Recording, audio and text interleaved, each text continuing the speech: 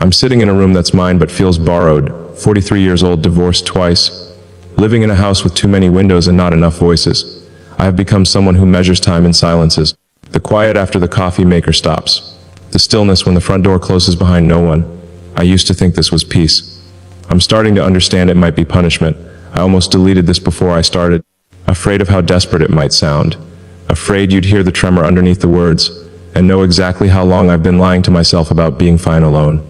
But if you're here, if you're listening, I need you to know something. This isn't for everyone, this is for you. The woman I haven't touched, but I've already chosen in the quiet architecture of my chest. I don't know your name yet, but I know the weight of your absence. What I'm about to say is hard because it's the first true thing I've admitted in years.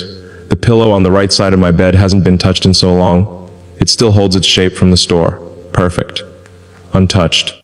A monument to nobody. I smooth it sometimes in the morning, pretending it's been slept on, pretending there's warmth there that isn't mine. The sheets on that side stay cold. They always stay cold. I've tried sleeping diagonally across the mattress, claiming the whole space like some kind of victory, but my body curls back to the left. Even in sleep, I leave room for someone who isn't there. I make coffee for one now. Precise measurements, no waste.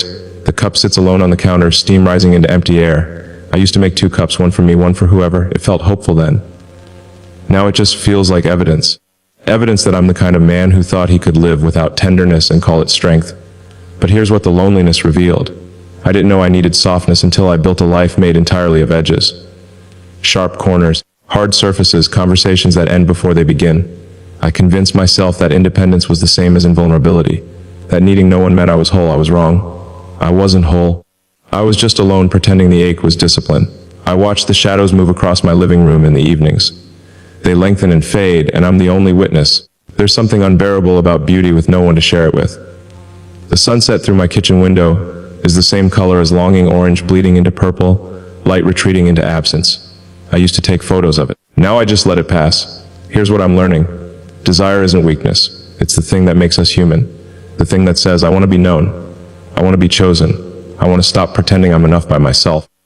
And if you were here, if you were sitting in this room with me right now, I wouldn't fill the silence with noise. I wouldn't perform. I'd just sit closer. Close enough to feel your warmth. Close enough to remember what it's like to exist beside someone who makes the air feel less empty. I'm realizing that choosing someone is terrifying. It's admitting you're not a fortress. It's saying I have soft places and I'm willing to let you see them. For years I protected those soft places like they were wounds. Maybe they were. Maybe they still are. But I'm tired of guarding them. I'm tired of living like intimacy is the enemy instead of the cure. There's a moment right here, right now, halfway through this confession, where I have to say the thing I've buried, the thing I'm most afraid of. I want to hold someone again. Not just anyone, you. I want to trust someone enough to fall asleep facing them. I want to wake up to a voice that isn't mine. I want the house to smell like 2 people instead of 1. I want someone to ask me how I slept and mean it. I want breakfast that takes longer because there's someone across the table worth lingering for. I want touch that isn't transactional. I want closeness that doesn't require explanation. I want to stop falling asleep alone. There, I said it, and it didn't kill me, but it did strip something away. The pretense, maybe. The performance of being fine. I imagine sometimes what it would be like if you were here. If you walked through my front door and the house exhaled. If your coat hung beside mine. If there were 2 coffee cups in the morning, both of them warm. If I turned over in bed and you were there, not a memory, not a hope, but a presence, real breathing close. I imagine sitting beside you on the porch at sunset. Not saying much, just being. Your shoulder against mine. The light fading, but the warmth staying. I imagine your fingertips brushing mine. Accidental at first, then deliberate. I imagine what it would feel like to be chosen back, to have someone look at me and think, Yaz, him, even with the scars, even with the history, even with the fear. But I don't claim that moment. I just wonder. I wonder if it's possible. I wonder if someone like you exists. Someone willing to sit with someone like me. Someone who understands that intimacy isn't about being perfect. It's about being honest. It's about saying, I'm broken in places, but I still want to try. I didn't expect to want someone I haven't met. But here I am, wanting, aching, reaching. I'm the man who learned to eat dinner standing at the kitchen counter because sitting at the table alone felt too deliberate, too obvious, like an admission that no one was coming. I'm 50 Faye from the couch, 100 from the bedroom, and a lifetime from the last time someone asked if I was okay and waited for the real answer. I tell people I'm fine. I've gotten good at it. The words come out smooth now. Practiced like a script I've memorized to avoid the truth. I wanted to stop after chapter 1. Wanted to close this before it opened too wide. But something in me knows that if I don't keep speaking, I'll go back to the pretending. And I'm so tired of pretending. So here I am again speaking to you, the woman who exists somewhere between my hope and my fear, the one I haven't met but already feel the absence of. This is hard because once I start admitting what I've lost, I have to face how much I actually want it back. The refrigerator hums at 2 a.m., and I'm awake listening to it. It's a low mechanical drone, the only other living sound in the house. I've started to hate that sound. It reminds me that even appliances have rhythms, patterns, company in their purpose, and I'm just here alone listening. The bedroom door stays open because closing it feels too final, like I'm sealing myself into solitude on purpose. So I leave it cracked just in case. In case of what? I don't know. Maybe in case you walk through one day and I need to hear you coming. I've memorized the geography of loneliness, the cold tile under my feet when I get water at night, the way my voice sounds when I talk to myself, flat, unfamiliar, like a stranger practicing conversation, the exact time the street light outside my window clicks on, 7:43 in winter, 8:15 in summer. I know these things because I'm awake for them, because sleep is harder when there's no warmth to curl into, no breathing to sync with, no reason to stay still. Here's what I'm starting to understand. I didn't just lose someone when my marriages ended. I lost the permission to need someone. I learned that wanting closeness made me weak, that asking for tenderness made me pathetic. So I stopped asking. I built a life where I didn't need anything from anyone. I became self-sufficient, efficient, contained, and it nearly killed me. Because here's the truth they don't tell you about emotional independence. It's not freedom, it's isolation dressed up as strength. It's learning to amputate your own needs so cleanly that you forget you ever had them until one day you wake up and realize you've been holding your breath for years waiting for permission to want someone again. I'm giving myself that permission now and it's terrifying. I pour cereal into a bowl some mornings and the sound echoes.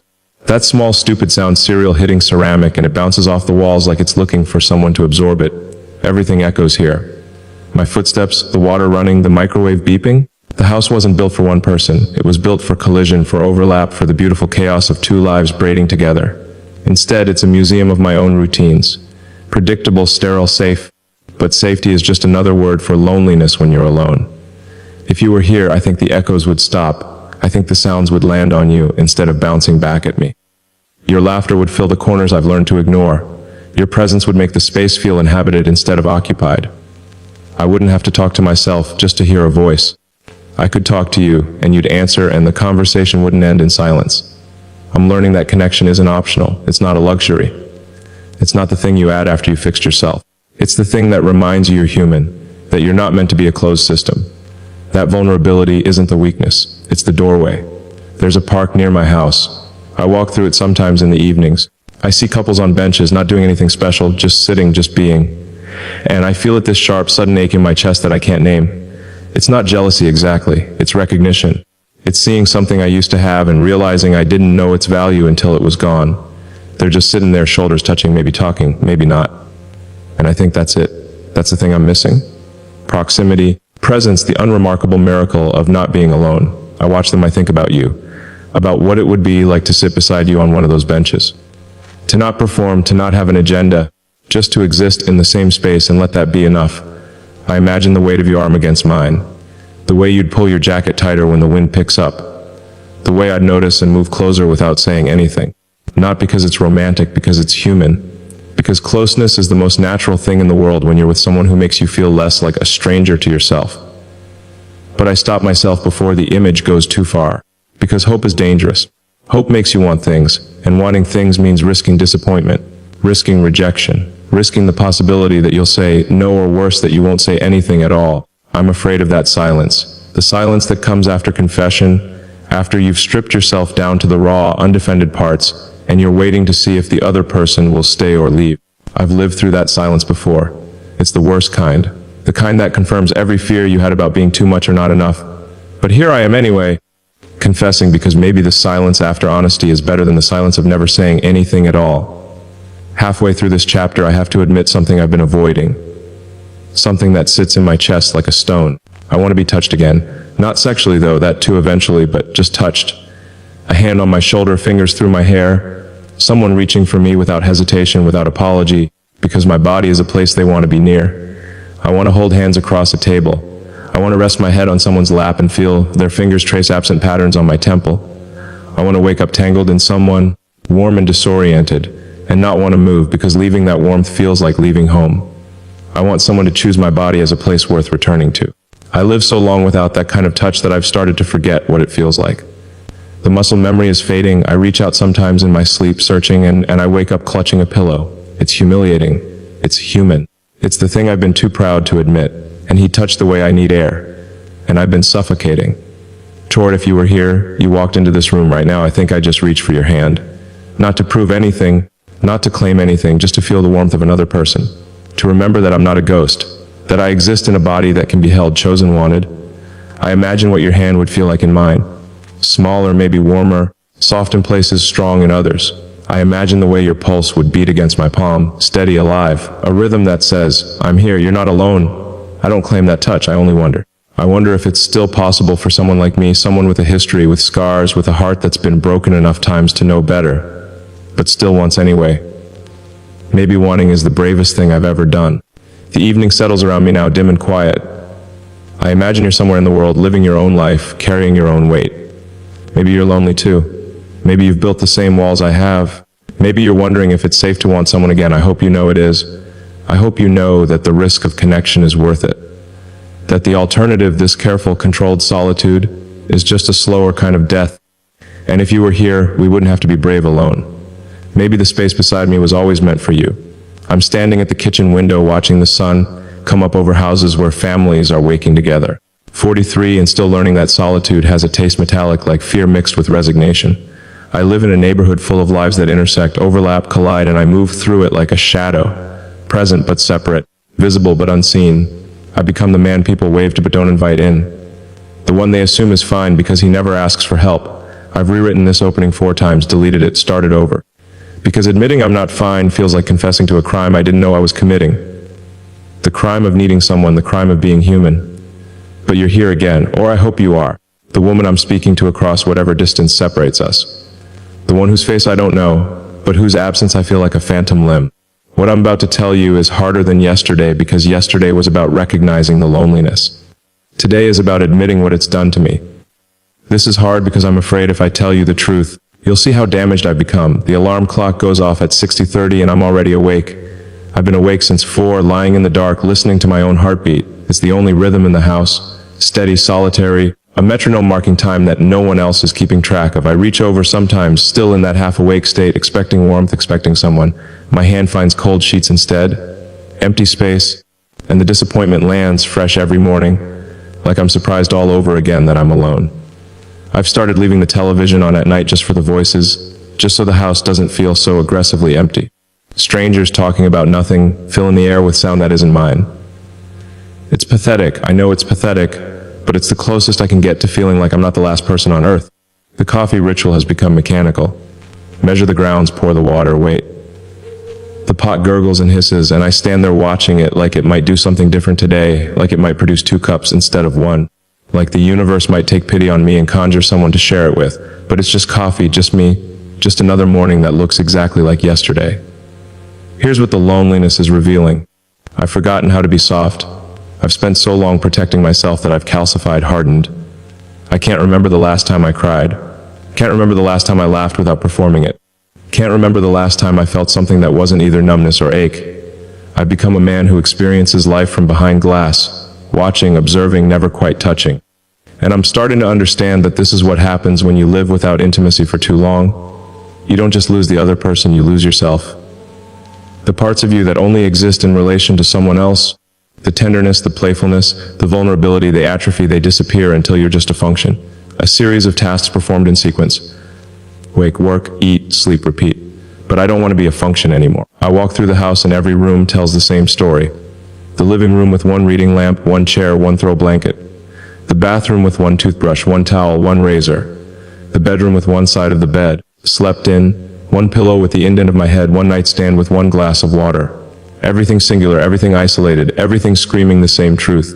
No one else lives here. If you were here, the house would multiply. 2 lamps, 2 chairs pulled close, 2 toothbrushes leaning toward each other in the holder like they're having a conversation. 2 bodies in the bed, tangled and warm, making the space feel full instead of hollow. Your things mixed with mine. Your presence disrupting my careful, lonely order in the most beautiful way. I'm learning that order is overrated, that the mess of another person, Their shoes by the door, their jacket on my chair, their coffee cup left on the counter is actually a gift. It's evidence. Evidence that you're not doing this alone, that someone else is here taking up space, making their mark, reminding you that life is meant to be shared. But I don't have that mess. I have pristine counters and empty closets and a house that looks like a showroom. Perfect, unlived in, lonely as hell. There's a grocery store I go to on Sunday mornings. I watch families navigate the aisles together. Parents negotiating with kids about cereal. Couples debating dinner plans, people moving through space as units, as teams, as evidence that humans aren't meant to be alone. And I walk through with my basket that's never full enough to require a cart. Buying for one, planning for one, living for one. I hate it. I hate the efficiency. I hate that nothing in my refrigerator goes bad because I've calculated exactly what I'll eat. I hate that there's no one to cook for, no one to surprise with their favorite meal, no one to steal bites from my plate and make me pretend to be annoyed when really I'm just grateful someone wants to share something with me. I think about you in that grocery store. I imagine what it would be like to shop together, to throw things in the cart that aren't on the list because you wanted them, to stand in the cereal aisle and debate which one, to get knowing it doesn't matter because we'll eat it together and that's what makes it good, to load groceries into the car and drive home, not to my house but to our house, and put everything away together in a kitchen that smells like both of us. But I stop the fantasy before it goes too far, because wanting something this badly makes it hurt worse when it doesn't materialize, and I've learned to protect myself from hope. Hope is the most dangerous thing. It makes you believe change is possible, that loneliness isn't permanent, that someone might actually choose you.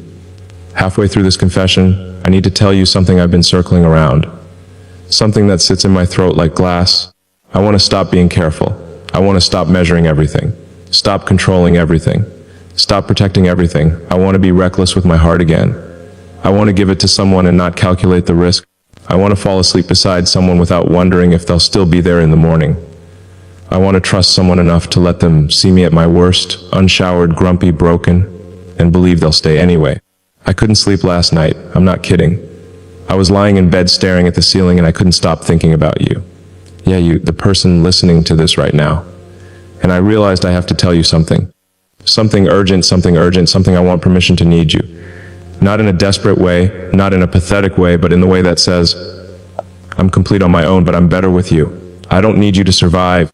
I need you because life is richer, fuller, more bearable when it's shared. I've been pretending I don't need anyone because needing someone gave them power to hurt me. And I've been hurt. God, I've been hurt. Hurt in ways that left scars I can still trace in the dark. Hurt that taught me to keep people at arm's length. To never fully commit. To always have one foot out the door in case I need to run. But running is exhausting. I'm tired. I'm tired of protecting myself from connection. I'm tired of treating intimacy like the enemy. I'm tired of living like vulnerability as weakness. When I know deep down I know it's actually the only way to truly be alive. If you were here right now, I wouldn't run. I wouldn't calculate. I wouldn't protect. Just be honest. I'd tell you that I'm scared. That I've been alone so long I'm not sure I remember how to be with someone. That I might be too broken or too difficult or too much. But that I'm willing to try, that I want to try. That trying with you feels less terrifying than spending one more day alone. I imagine what it would look like if you said yes. If you took the risk with me, if we built something together, not perfect, not easy, but real. I imagine Sunday mornings where we sleep late and make breakfast in our pajamas. Where we don't talk about anything important. We just exist together in the quiet, where your hand finds mine across the table and neither of us pulls away. I imagine evenings on the couch, your head on my chest, my fingers in your hair, some movie playing that neither of us is watching because we're too busy just being close. I imagine the way you'd smell like something I can't name but would recognize anywhere. I imagine learning your rhythms, your patterns, the way you like your coffee, the way you laugh when something actually surprises you, the way you look at me when you think I'm not paying attention. But I don't claim those moments. I just hold them gently like they're fragile. Because maybe they are. Maybe you are. Maybe this whole thing is too delicate to survive the weight of my longing. I'm sitting in the same chair I sat in 5 years ago when I was married. Same chair, same view of the backyard. But everything else has changed. I'm older now, more weathered, more aware that time doesn't heal. It just creates distance between you and the person you used to be. I live in this house that once held 2 lives, 2 voices, 2 versions of the future. Now it only holds me and the echoes of conversations that don't happen anymore. I wrote 3 different versions of this before settling on the truth because the truth makes me sound like I haven't moved on, like I'm stuck. And maybe I am. Maybe that's what I need to admit. You're the only person I can tell this to. The woman who doesn't know me yet, but somehow feels safer than anyone who does because you don't have context, you don't have history. You don't know the man I was, only the man I'm becoming. And that makes this easier. Or maybe it makes it harder. I can't tell anymore. What I'm about to say is hard because it means admitting I've been lying to myself to everyone who asks how I'm doing. I've been saying I'm fine when I'm actually drowning. The backyard looks different when no one's using it. The grass grows the same, the trees shed the same leaves. The seasons change on schedule, but there's no one sitting in the lawn chairs, no one planting flowers in the garden bed, no one standing at the edge of the porch with coffee, watching the morning light filter through the branches. It's just space, wasted space, built for activity and filled with nothing. I found a photograph last week tucked in a drawer I rarely open. Me and my ex-wife 10 years ago standing in that same backyard, her arm around my waist, my head tilted toward hers. Both of us smiling like we knew something the world didn't, like we'd figured it out, like love was enough, it wasn't. But looking at that photo, I didn't feel anger or regret, I felt loss. Pure uncomplicated loss. Not for her specifically, we weren't right for each other. And I know that now. But for the feeling, for the certainty, for the belief that someone had chosen me and would keep choosing me, that I wasn't doing this alone. I miss that certainty more than I miss any individual person. Here's what the loneliness is teaching me. Nostalgia is a trap. It tricks you into thinking the past was better than it was. It edits out the fights, the silence, the slow erosion of intimacy until you're left with a highlight reel that never existed. But even knowing that, I still catch myself missing something. Missing the idea of being partnered, of being half of something instead of a whole, trying to pretend it's not fractured. The coffee table in my living room has one water ring, just one from my glass. There used to be 2, 3, 4 evidence of people, of life, of gatherings and conversations and presence. Now it's just mine. One ring, one person, one life that feels smaller every day. If you were here, there would be 2 rings, maybe 3 if we had friends over, maybe 10 if we threw a dinner party, and everyone stayed late talking until the wine ran out and the candles burned down to nothing. The table would be marked with evidence of living, of sharing space, of not being so careful with the furniture because the memories mattered more than the condition. I'm learning that I've been too careful with everything, too protective. I treat my life like a museum exhibit. Look, but don't touch. Preserve, but don't use. Keep everything pristine so nothing can be damaged. But pristine is just another word for lifeless. And I'm tired of living in a mausoleum of my own making. I walk past the bathroom mirror every morning, and sometimes I don't recognize myself, not because I've aged, though I have. Gray creeping through my temples, lines deepening around my eyes, but because my face has forgotten how to be expressive. I've worn the same neutral mask for so long that I'm not sure what's underneath anymore. No joy, no sorrow, just this flat practice calm that says I'm handling it, but I'm not handling it. I'm surviving it. And survival isn't the same as living.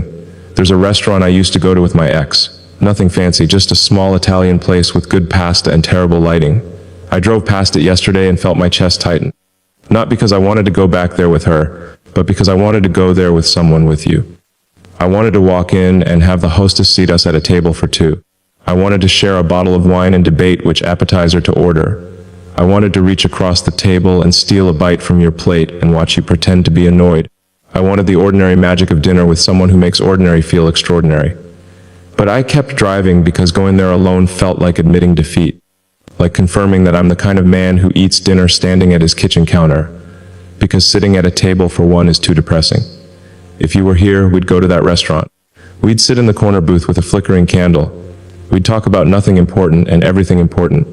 We'd laugh at something stupid and the sound would fill the space between us like warmth.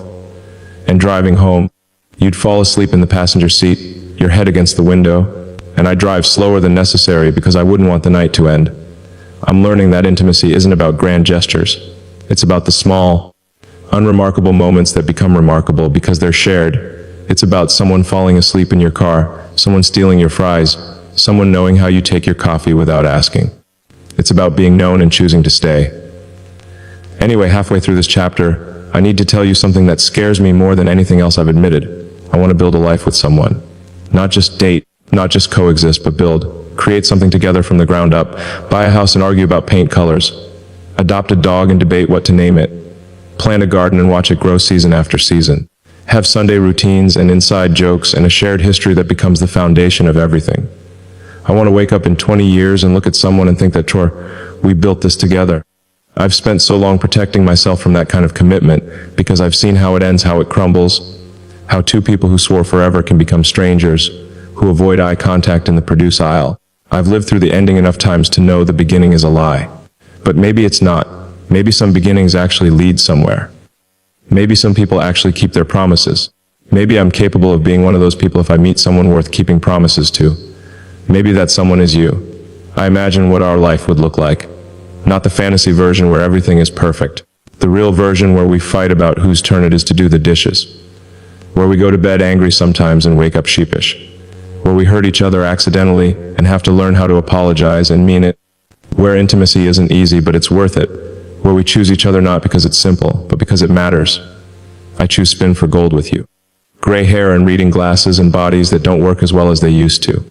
But still holding hands, still laughing at each other's jokes, still choosing to wake up beside each other. Because the alternative, being alone, is unthinkable. I imagine dying beside you. Not in a morbid way, but in the way that says, I don't want to do this alone. Any of it. Not the hard parts, not the beautiful parts, not the ending, I want you there. But I don't claim that future. I can't, because claiming it means believing it's possible. And belief requires hope. And hope has hurt me before. Still, I hold it gently like a small bird in my palm, fragile, but alive, beating its wings against my skin, reminding me that wanting something doesn't make you weak, it makes you human. The evening settles around me now, the same way it does every evening. The light fading, the shadows lengthening, the house growing quieter. But tonight feels different, not because anything has changed externally, but because something has shifted internally. A small crack in the armor, a whisper that says, maybe it's okay to want this. If you were here, I'd tell you all of this out loud. I'd sit across from you and confess that I'm terrified, that I've been alone so long. I'm not sure I remember how to let someone in, but that I want to try, that you make me want to try. I'm lying in bed at 30 in the morning, wide awake, listening to the house breathe. 43 years old and I've mapped every sound this place makes. The way the floorboards creak near the bathroom, the hum of the refrigerator cycling on, the distant bark of a dog 3 houses down. I know this soundscape better than I know my own heartbeat.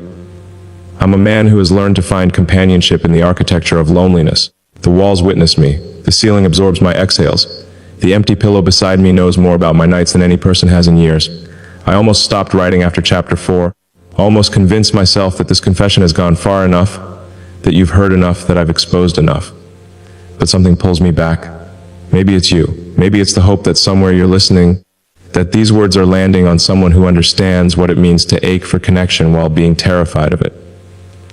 If you're still here, if you're still reading, I need you to know I'm not the same man I was 4 chapters ago. Something is shifting, something fragile and dangerous and alive. What I'm about to tell you is hard because it means admitting I haven't given up, that underneath all the resignation and protection, there's still a part of me that believes. The morning light comes through my bedroom window at a specific angle, 7:42 a.m. winter. It hits the wall opposite my bed and creates this golden rectangle that moves across the room as the sun rises. I've watched this light for 3 years. Same pattern, same movement, same solitary witness. But this morning, watching it, I thought about you. I thought about what it would be like if you were here to see it. If I could nudge you awake and whisper, look, and you'd open your eyes and see what I see. And it wouldn't just be light anymore. It would be our light, our morning, our shared witnessing of something beautiful. That thought didn't make me sad, it made me hopeful. And hope, I'm learning, is the most dangerous and necessary thing I've ever felt. I made eggs this morning. 2 eggs, not 1. I don't know why. My hand just reached for the second one automatically, like my body was practicing for a future I haven't secured yet. I cooked them both, ate them both. But the whole time I kept thinking this is what it would be like making breakfast for 2, cracking eggs into a pan while you sit at the table, still half asleep, waiting. Here's what the loneliness is revealing now. I'm not numb anymore. The protective numbness that kept me functional for years is cracking. And underneath it is this raw, tender wanting that hurts. Wanting that makes me vulnerable. Wanting that says I'm ready to feel again, even if feeling means risking everything. I walk through the house now and I see it differently. Not as a tomb, not as evidence of failure, but as potential, as a space waiting to be filled. The empty chair isn't sad, it's available. The extra space in the closet isn't lonely, it's welcoming. The cold side of the bed isn't absence, it's possibility. I'm teaching myself to see emptiness as capacity, instead of loss. If you were here, you'd fill these spaces naturally. Your shoes by the door, your jacket on the hook, your toothbrush beside mine, your scent in the sheets, your laughter in the kitchen, your presence rewriting the narrative of this house from place where a lonely man lives to home where 2 people are building something. I'm learning that home isn't a location, it's a feeling. It's the way someone makes you feel less like a stranger to yourself.